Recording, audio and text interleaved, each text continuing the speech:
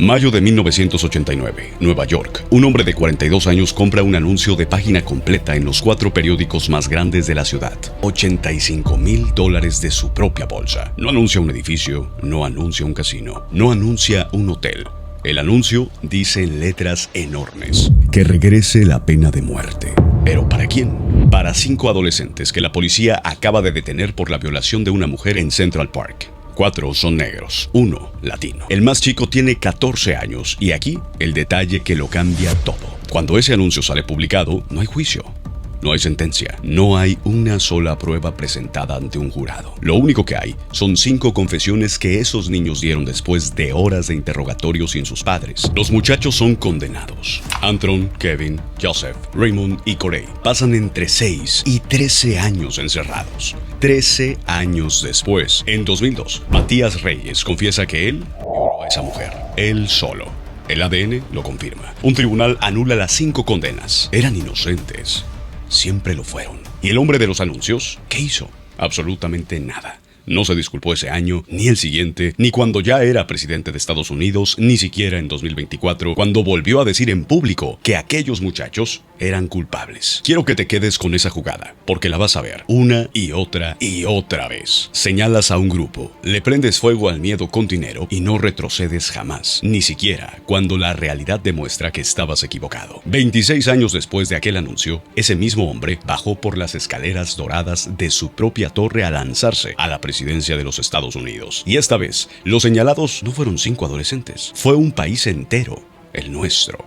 Así que este video no es para que Donald Trump te caiga mal. Con abrir cualquier red social te alcanza y sobra. Este video es para que entiendas el manual, porque hay un manual. ¿Cómo es que actúa Donald Trump? Son 3 reglas. Se las enseñó un abogado de Nueva York en 1973 y con esas 3 reglas ha tratado a los últimos 3 presidentes de México. Cuando termines de ver esto, vas a poder abrir el teléfono un día cualquiera, encontrarte una amenaza de aranceles publicada a las 6 de la tarde y saber exactamente cuál de las 3 reglas está aplicando y qué es lo que hará después Donald Trump. Así de predecible ha sido los últimos años. Y para entender de dónde salió ese manual, hay que ir hasta una casa de 23 habitaciones en Queens, donde un padre le está enseñando a sus hijos que en este mundo solo existen 2 tipos de personas. Fred Trump construía casas, miles de casas, en Brooklyn y en Queens, para la clase media que volvía de la guerra. Se levantaba antes que sus obreros, recogía clavos tirados en las obras para volverlos a usar, y tenía una teoría del mundo tan simple que cabía en una frase: hay cazadores y hay perdedores. Los cazadores, o killers en inglés, son los que aplastan, y los perdedores, todos los demás. Esa frase se decía en la mesa del comedor, delante de los 5 hijos, como quien habla de política. Y el problema con una casa así, no es lo que hace al hijo que obedece, es lo que le hace al que no puede. El mayor se llamaba Fred Jr. Pon mucha atención a esto. Le decían Freddy, era el heredero, el que llevaba el nombre del padre, y por tanto, el que debía heredar la empresa. Pero a Freddy no le interesaban los edificios. A Freddy le gustaba volar. Quería ser piloto, y lo logró.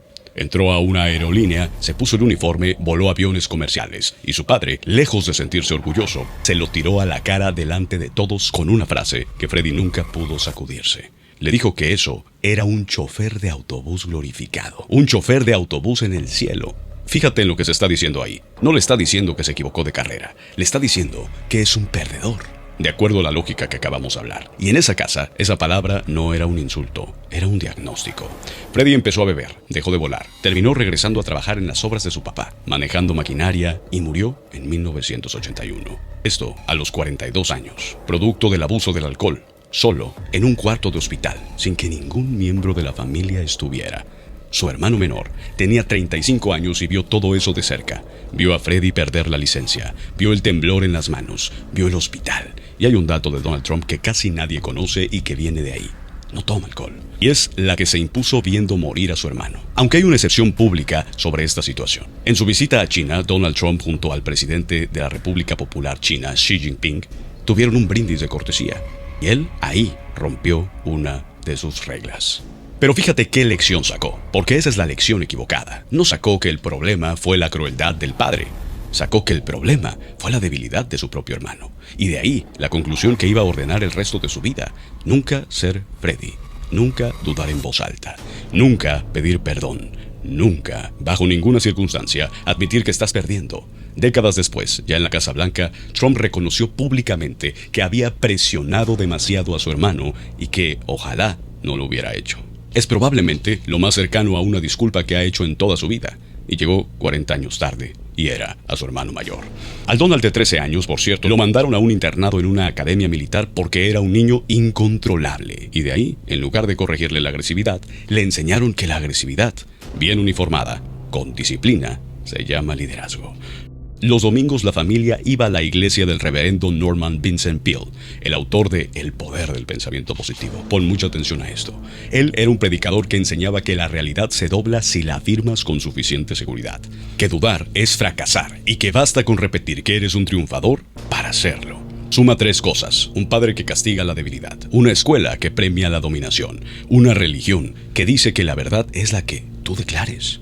Eso no es una infancia, es una línea de ensamblaje y falta la pieza que sostiene todo el mito. La idea de que este hombre se hizo solo, de que empezó con un pequeño préstamo de su padre y construyó con ello un imperio.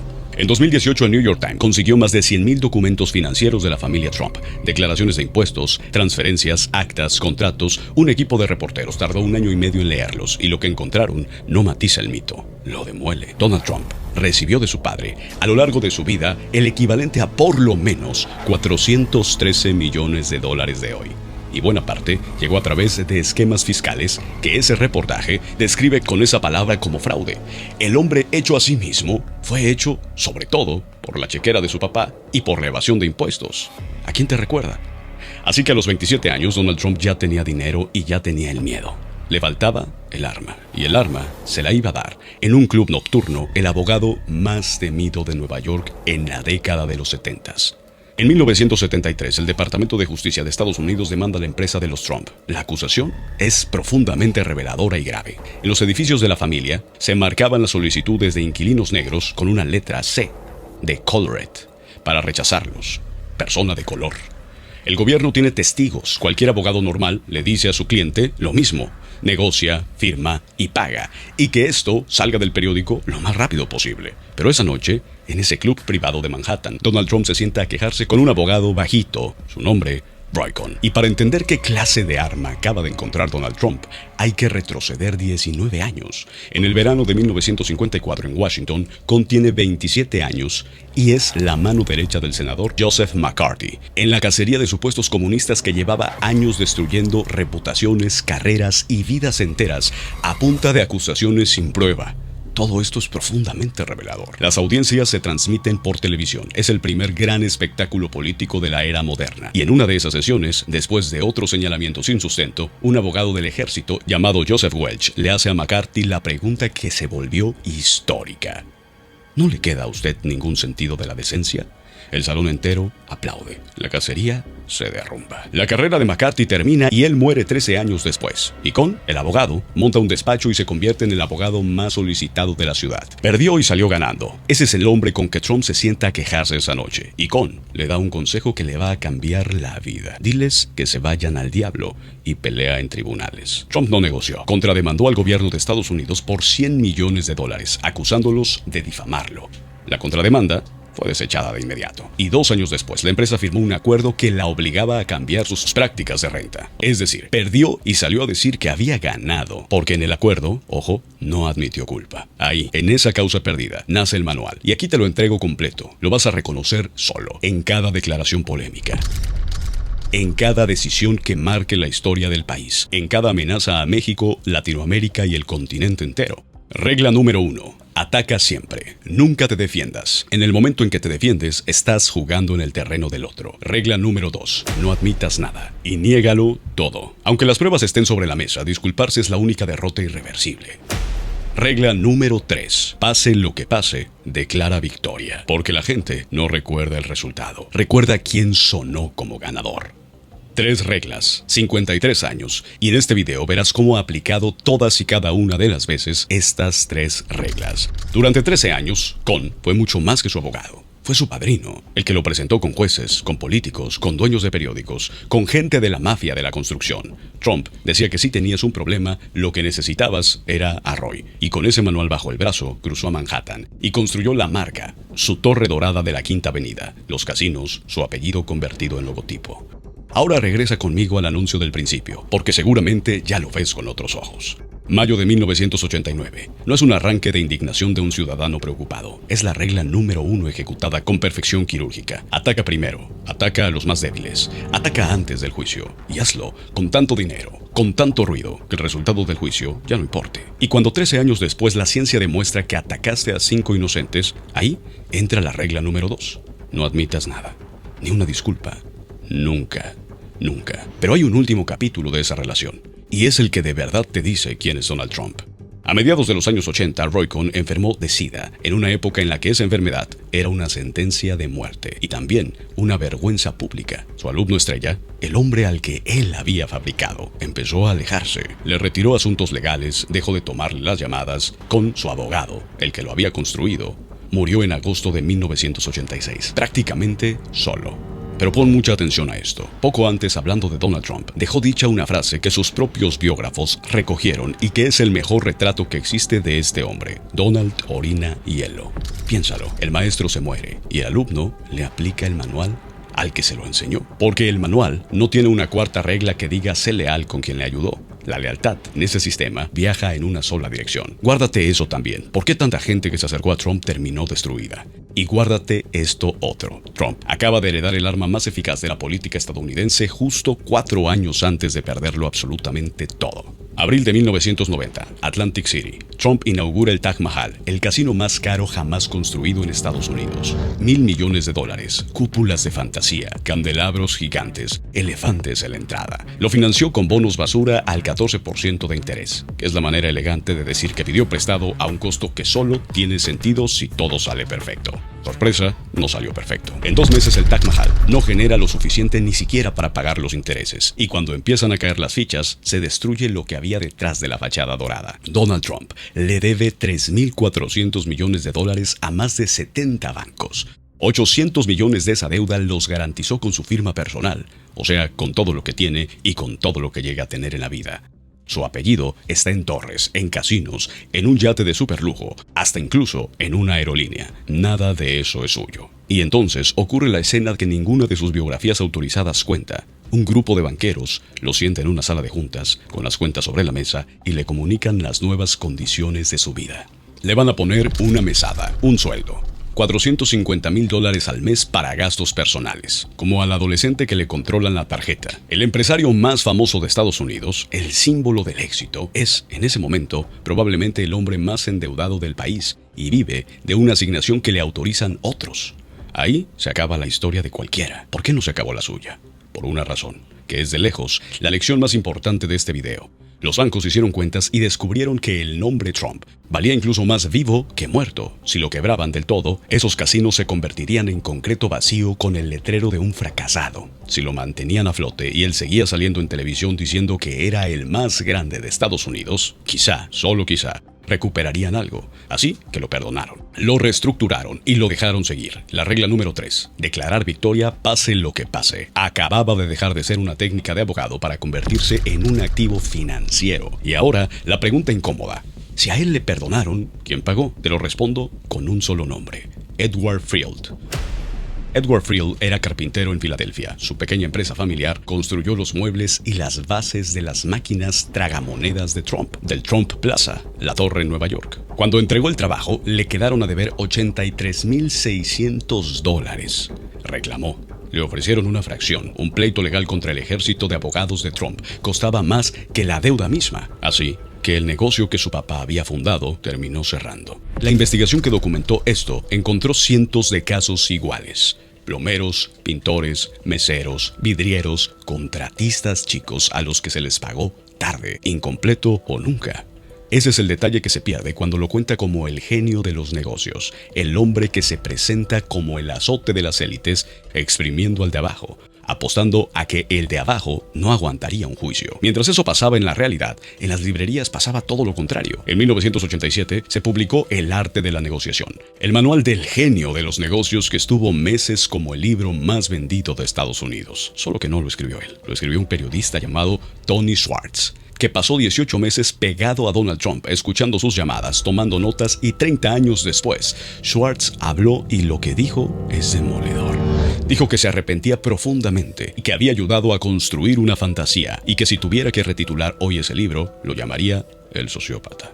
En ese mismo libro, por cierto, quedó acuñado el concepto que define toda su carrera, la hipérbole veraz, la idea de que exagerar sin límite no es mentir, es promoción. Y el remate llegó en enero de 2004, cuando la televisión hizo lo que los abogados ya no podían hacer, resucitarlo. El productor Mac Barnett estrenó El Aprendiz, un programa donde Trump aparecía en la cima de un rascacielos, rodeado de mármol, decidiendo el destino de los concursantes con una frase que se volvió marca registrada: "You are fired". Estás despedido. Millones de estadounidenses que jamás habían leído un estado financiero conocieron a Trump ahí, no como un empresario en apuros, que era su realidad, sino como el jefe supremo. Y aquí está el truco perfecto. Esa sala de juntas donde él mandaba era un set, una escenografía. En la vida real, la última sala de juntas donde había estado era aquella en la que le pusieron la mesada. La televisión no transmite balances, transmite personajes. Y el personaje era irresistible, tan irresistible que empezó a vender su apellido en todo lo que dejara dinero. Corbatas, filetes, agua embotellada y hasta una supuesta universidad que prometía enseñarte sus secretos inmobiliarios y que terminó en demandas por fraude. Trump pagó $25 millones para cerrar esos juicios. Ya siendo presidente electo sin admitir culpa, regla número 2. Así que hagamos el corte de caja.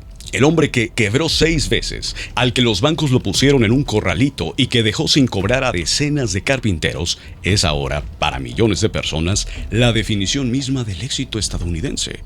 Solo le faltaba una cosa para dar el siguiente salto. Le falta un enemigo. Y lo encontró en 2011, cuando se convirtió en el rostro más ruidoso de una mentira, la de Barack Obama, el primer presidente negro de la historia de Estados Unidos. Une los puntos, porque todo es cíclico. Donald Trump y su movimiento aseguraban que no había nacido en el país y por lo tanto era un presidente ilegítimo. Durante meses lo repitió en cada programa que lo invitara. El 27 de abril de 2011, Obama hizo algo humillante para él mismo, pero necesario para salvar su vida política. Publicó su acta de nacimiento completa. Fin de la discusión. Y 3 días después, ocurrió una de las escenas más importantes de la política moderna. Y quiero que la imagines muy bien. Es la cena anual de corresponsales de la Casa Blanca. Un salón lleno de smokings, periodistas, celebridades. Trump está sentado en una mesa, al centro del salón, y desde el podio, Obama se dedica a deshacerlo con chistes, uno tras otro durante varios minutos. Mientras todo el salón se ríe a carcajadas, las cámaras van y vienen entre el presidente que remata y el millonario que no mueve un solo músculo de la cara. No se ríe, no aplaude, solo mira. Varios de sus biógrafos sostienen que en esa noche, en ese salón, se decidió la candidatura presidencial de Donald Trump. Él lo ha negado. Sus biógrafos insisten. Tú decide. Lo que sí es un hecho es lo que aprendió de todo el episodio del birterismo, el movimiento que señalaba a Obama de no ser estadounidense. Pues descubrió que había millones de personas dispuestas a creer cualquier cosa que confirmara su incomodidad con un país cada vez menos blanco. Y descubrió que mentir en público, sin pestañear y sin corregirse jamás, no lo destruía, lo hacía más fuerte. Regla número 2, aplicada ya no a un juicio, sino a un país entero. 4 años después llegó el 16 de junio de 2015, la escalera dorada de la Torre Trump, la música a todo volumen, el lobby lleno de gente aplaudiendo, y un detalle que se supo mucho después y que es increíble. La gran parte de ese público eran actores contratados a $50 por cabeza para llenar el lugar. Esperemos que les hayan pagado al menos esos $50. Y frente a esos extras pagados, Trump dijo la frase que en México nadie ha olvidado. Cuando México envía a su gente, no envía a los mejores. Están trayendo drogas, están trayendo crimen, son violadores. Y luego, como quien concede algo, agregó, y algunos, supongo, son buenas personas. Ahora, dime si no la reconoces. Es como si volviéramos a mayo de 1989. Es el mismo movimiento exacto. Señalar a un grupo por su color, encender el miedo con dinero y ruido y no retroceder nunca. La única diferencia es la escala. En 1989 fueron 5 adolescentes de Harlem. En 2015 fueron 37 millones de personas de origen mexicano y funcionó igual de bien. Los analistas se rieron, los comediantes hicieron su agosto. Los expertos dijeron que esa candidatura no duraría ni siquiera un mes y todos cometieron el mismo error. Lo midieron con las reglas de la política tradicional. Cuando él estaba jugando con el manual de un abogado de los años 50 y con los instintos de un reality show. El insulto no era un accidente de campaña, el insulto era el producto. Al año siguiente, lo demostró de la manera más clara posible. Cuando un juez federal llamado Gonzalo Curiel llevaba el caso de fraude contra su universidad, Trump declaró públicamente que ese juez no podía ser imparcial por una sola razón. porque era mexicano. Curiel nació en Indiana. Es estadounidense. Daba igual para Trump el apellido. Era la sentencia. Hasta el líder republicano de la Cámara de Representantes en Estados Unidos, es decir, su compañero de partido, dijo que eso era la definición del libro de texto de un comentario racista. Y aún así, lo siguió apoyando. Esa es la secuencia. Escándalo, condena de dientes para afuera, obediencia final. Y eso se volvería la coreografía oficial de su partido durante la siguiente década. Y un mes antes de la elección pasó la única cosa que en toda su vida lo obligó a romper el manual. El 7 de octubre de 2016 se filtró una grabación de 2005 con la que Trump, con el micrófono abierto y sin saberlo, presume que a las mujeres se les puede agarrar por donde uno quiera cuando es famoso. Así lo dijo. El escándalo fue tan grande que decenas de políticos de su propio partido, otra vez, le pidieron la renuncia a la candidatura. Y esa noche hizo algo que jamás había hecho. Grabó un video y dijo la palabra prohibida. Dijo textualmente que se disculpaba. Fue la excepción de toda una vida. Y fíjate cómo terminó. En el debate siguiente lo minimizó como plática de vestidor. Y un año después, ya siendo presidente de Estados Unidos, según reportó el New York Times, empezó a sugerirle a la gente de su círculo que esa grabación quizá ni siquiera era auténtica. Es decir, se disculpó una vez, sintió lo que se siente y dedicó los años siguientes a deshacer esa disculpa, a negarlo todo. Nunca ha vuelto a pedir perdón por nada. Ganó la presidencia en noviembre de 2016 prometiendo dos cosas que nos tocaban directo en México. Un muro enorme y que nuestro país lo pagaría. México nunca pagó nada. Y de los más de 3.000 kilómetros de frontera, la mayor parte de lo que se construyó fue reemplazo de barreras que ya existían. Pero sería un error medir ese sexenio por el muro, porque el daño real no fue el concreto. El daño real suena así. Junio de 2018. En una estación de la patrulla fronteriza en Texas, alguien graba en secreto lo que ocurre adentro y le hace llegar la grabación a la organización periodística ProPublica. En esa grabación se escucha a niños llorando, buscando a sus papás. Es la política de tolerancia cero. A las familias que cruzan se les separa a propósito, a los padres por un lado, a los niños por otro, y esto para que el sufrimiento funcione como advertencia. Entre esas voces, hay una que se distingue de todas, una niña salvadoreña de 6 años, Jimena, que no llora pidiendo a su mamá, llora pidiendo un teléfono.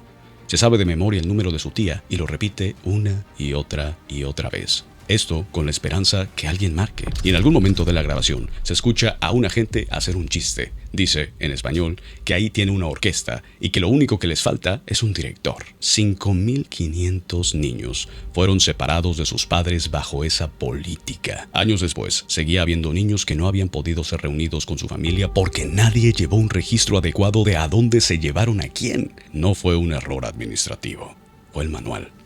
Ataca a los más débiles. Hazlos en público para que sirva de mensaje y no admitas nunca que eso estuvo mal. Y ese desprecio no era solo hacia México. En octubre de 2017, después de que el huracán María destruyera Puerto Rico, una isla cuyos habitantes son ciudadanos estadounidenses, Trump fue de visita. Se paró frente a un grupo de damnificados que lo habían perdido todo. Agarró rollos de papel de cocina y se los empezó a aventar a la gente, como quien lanza playeras en un concierto, riéndose de una tragedia. Un estudio posterior de la Universidad George Washington asoció a ese huracán y su pésima respuesta cerca de 3.000 muertes. Y unos meses después, en una reunión en la Casa Blanca sobre migración, preguntó por qué Estados Unidos tenía que recibir gente de lo que llamó países de mierda. Dijo, Haití, El Salvador, naciones africanas, y esto en lugar de recibir noruegos. Él lo negó a medias. Senadores que estaban sentados en esa sala lo confirmaron públicamente. Ahí tienes el mapa mental completo. Y a todos nosotros nos tocó la versión económica. En 2019 amenazó a México con aranceles que subirían cada mes hasta el 25% si el gobierno de Andrés Manuel López Obrador no frenaba la migración. Pon mucha atención porque esto se repetirá todo el tiempo, no importa cuándo veas este video. ¿Qué es lo que sucedió? México cedió y desplegó a su recién creada Guardia Nacional a perseguir migrantes. Y ahí quedó inaugurado el mecanismo que define esta relación hasta el día de hoy. Estados Unidos aprieta con la economía y México paga con política migratoria y de seguridad. Recuérdalo, porque en unos minutos lo vas a ver otra vez, con otra presidenta y con cifras mucho más grandes. Y entonces, en noviembre de 2020, le pasó a Donald Trump lo único que su padre le enseñó que no podía pasarle. Perdió la elección contra Joe Biden por 7 millones de votos. Y toda esta historia, todo lo que llevamos hablando, se concentra en lo que hizo a continuación. El hombre que vio a su hermano ser destruido por la etiqueta de perdedor. El alumno, cuya tercera regla era declararse victorioso pase lo que pase, hizo exactamente lo que su biografía anunciaba desde los años 50. No aceptó el resultado. Dijo que hubo fraude. Sus abogados presentaron demandas en todo el país y perdieron una tras otra. Más de 60 veces perdieron en tribunales electorales, muchas ante jueces que él mismo había nombrado. Su propio jefe de ciberseguridad electoral declaró que había sido una elección más segura de la historia de Estados Unidos. Trump lo despidió por Twitter. Y el 6 de enero de 2021, mientras el Congreso se reunía a certificar el triunfo de Biden, una multitud convocada e incendiada por él marchó hacia el Capitolio de Estados Unidos, rompió las ventanas, sometió a los policías y entró al recinto cazando legisladores. Y quiero que te detengas en un detalle de ese día, porque lo resume absolutamente todo. Fuera del Capitolio, esa multitud levantó una horca de madera, una horca de verdad con su soga, y coreaban un nombre: cuelguen a Mike. Mike Pence era su propio vicepresidente, el hombre que llevaba 4 años a su lado defendiéndolo de todo. Y ese día, la turba lo quería colgar por una sola razón: porque se negó a hacer lo que Trump le pidió y certificó esa elección. A Pence lo tuvieron que sacar del recinto a toda prisa por un pasillo con su familia, mientras los manifestantes avanzaban a unos metros. Murieron personas. Cerca de 150 policías resultaron heridos. Los congresistas se escondieron debajo de sus escritorios y el presidente de los Estados Unidos vio la transmisión en televisión durante horas sin pedirles se detuvieran. Acuérdate de lo que le pasó a Roy Cohn. La lealtad viaja en una sola dirección. Cualquier carrera política del mundo se acaba ahí.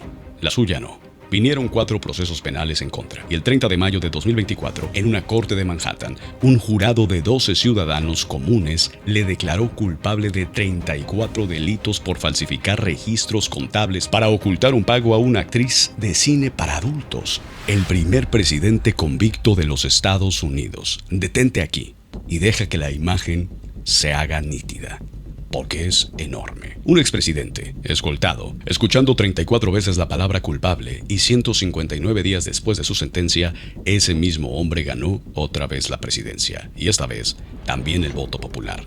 Deja que eso aterrice. El sistema que se suponía iba a detenerlo hizo todo lo que un sistema puede hacer. Lo investigó, lo procesó, lo juzgó, lo condenó y al final lo devolvió a la Casa Blanca más fuerte de lo que había entrado. La regla número 3 dejó de ser técnica para ganar juicios y se convirtió en una teoría del poder verificada. Si nunca admites la derrota no existe. No lo detuvo su padre, no lo detuvieron los bancos, no lo detuvo la prensa, no lo detuvieron los tribunales, no lo detuvieron las urnas. Nada en 80 años ha logrado ponerle un límite a este hombre. Por cierto, Donald Trump es el presidente más longevo en la historia de Estados Unidos. Volviendo al tema, ahora quítale a ese hombre los últimos frenos que le quedaban. Los funcionarios que en el primer mandato le decían que no y que en el segundo fueron sustituidos por leales absolutos. Devuélvelo a la oficina más poderosa del planeta y ponlo enfrente, a lo largo de 3.150 kilómetros de frontera, a nosotros. Regla número 1. Ataca. Y atacó. El 20 de enero de 2025, el mismo día de la toma de posesión, firma una orden ejecutiva para que en los documentos oficiales de Estados Unidos, el Golfo de México se llame Golfo de América. Es un gesto de símbolo, y por eso mismo es perfecto para él. Te avisa desde el primer día quién decide cómo se llaman las cosas y a qué es lo que está apuntando. En febrero designa 6 cárteles mexicanos como organizaciones terroristas, la categoría que Washington reserva para grupos como Al-Qaeda, y anuncia aranceles del 25% a los productos mexicanos. Y ahí está la pistola sobre la mesa, porque este es el dato que explica toda la relación. 8 de cada 10 dólares que México exporta van a Estados Unidos. Cada amenaza de arancel es una amenaza directa contra millones de empleos mexicanos, y él lo sabe con precisión. Del otro lado, la presidenta Claudia Sheinbaum Pardo eligió no morder el anzuelo. Cabeza fría, negociación permanente, ceder piezas concretas para evitar golpes mayores, y cuando Trump acusó que México estaba gobernado por el crimen organizado, los cárteles, ella respondió que en México solo gobierna un ente, y ese es el pueblo de México. La posición de la presidenta Claudia Sheinbaum es una posición profundamente complicada y nada envidiable, hay que decirlo. Gobernar un país cuya economía depende del humor matutino de un hombre que desayuna amenazas. Pero mientras los gobiernos negociaban, abajo pasaba otra cosa. Marzo de 2025. El gobierno de Estados Unidos toma a cientos de migrantes venezolanos y, usando una ley de guerra de 1798, los manda sin juicio a una megacárcel en El Salvador, el Secot. El gobierno salvadoreño difunde el video, y ese mismo video le da la vuelta al mundo. Hombres encadenados, doblados por la mitad, empujados por los pasillos, las cabezas rapadas al ras en el piso. Reportajes posteriores encontraron que buena parte de ellos no tenían antecedentes criminales. Muchos estaban ahí por tener tatuajes. Piénsalo bien, no fueron deportados a su país. Fueron entregados a la cárcel de un tercer país sin juicio, sin sentencia, sin nombre, sin ser culpables. Y no son casos aislados. Alrededor de 244,000 mexicanos, y para diciembre México ya había recibido más de 145,000 deportados. Cada número de esos es una casa donde alguien no volvió a trabajar. Y por si faltara el toque final, desde el 1 de enero de 2026, Estados Unidos cobra un impuesto sobre las remesas enviadas en efectivo, es decir, comisión al dinero. Dinero que un albañil manda a su madre. Regla número 2. No admitas nada. El 2 de septiembre de 2025, Estados Unidos anunció que destruyó una lancha en el Caribe. Dice que llevaba droga y 11 integrantes de una banda venezolana. No hubo abordaje, no hubo detención, otra vez no hubo juicio. Hubo un misil. Y esa fue la primera. Para finales de diciembre eran más de 30 embarcaciones y más de 100 muertos. Recuentos posteriores llevaron la cifra a cerca de los 190. Y aquí está el detalle que lo vuelve otra cosa. El gobierno no ha presentado públicamente pruebas de que esas lanchas específicas llevaran droga, ni la lista de quienes murieron.